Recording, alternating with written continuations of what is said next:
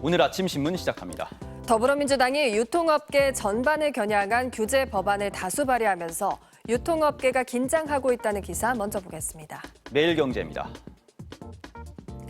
올해 12월 종료되는 기업형 슈퍼마켓의 전통시장 반경 1km 이내 출점을 제한하는 규제를 5년 연장하는 법안이 지난 3월 발의됐는데요. 규제 연장에서 그치는 것이 아니라 규제 대상을 백화점, 면세점, 아울렛까지 확대하는 방안도 추진하고요. 대형마트, 백화점, 복합몰이 매장 임차인과 계약을 갱신하는 과정에서 임차료 계약 방식을 일방적으로 정해 강제하는 행위도 금지합니다. 현재 오프라인 유통뿐만 아니라 전자상거래인 이커머스, 프랜차이즈, 배달 플랫폼에 대한 규제도 예고된 상태인데요. 배달 플랫폼 서비스 제공업체들은 업주들에게 부과하는 수수료 상한선이 정해져 규제를 받을 가능성이 높아졌고요. 중개거래 수익이 100억 원 이상인 온라인 플랫폼 중개업자를 대규모 유통업자로 간주하거나 시장 지배적 온라인 플랫폼 사업자를 사전 지정해 규제하는 방안도 발의됐습니다. 업계에선 규제 대상에서 제외된 테무, 알리 등 한국 시장을 공략 중인 차이나 이커머스들이 반사이익을 얻을 수 있다고 지적합니다. 다음은 경향신문입니다.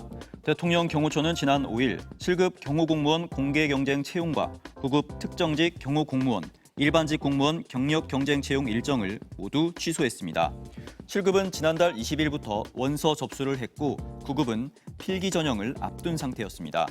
이번 채용은 윤석열 정부 때 시작한 절차인데 이재명 정부 출범 후 경호처는 새 정부의 경호 철학을 반영한 인재상과 채용 기준을 확립한 뒤 채용 재공고 여부를 검토하겠다는 입장입니다.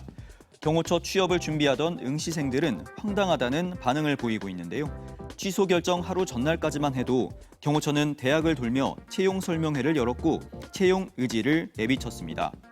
12.3 불법 계엄 이후 경호처가 각종 논란의 중심에 있는 건 사실이지만 취업 준비생들에게 아무런 예고 없이 채용을 취소하는 건 잘못됐다는 비판이 제기됩니다.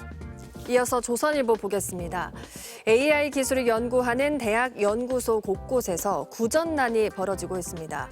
생성형 AI 서비스의 전력 소모량은 기존 인터넷 검색보다 10배 이상 많은데요.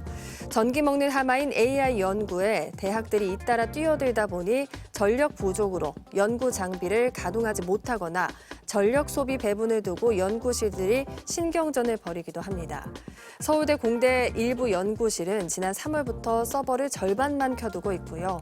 성균관대는 연구소들 간 자체적으로 전력 사용을 제한하고 있으며 연세대와 고려대도 첨단 AI 연구 수요가 증가하고 있지만 연구 설비 증설을 쉽사리 하지 못하고 있습니다. 조선일보가 서울 주요 대학의 최근 5년간 전력 소비량을 분석한 결과 서울대 전력 소비량은 4년 새 28.4% 증가했는데요. 같은 기간 연세대, 고려대도 각각 16%, 14%가량 늘었습니다. 대학들은 전력 사용량을 분산시키고자 수도권 외곽에 데이터 센터를 신축하고 전기를 아낄 수 있는 통합 클라우드를 구축하는 방안을 추진하고 있습니다.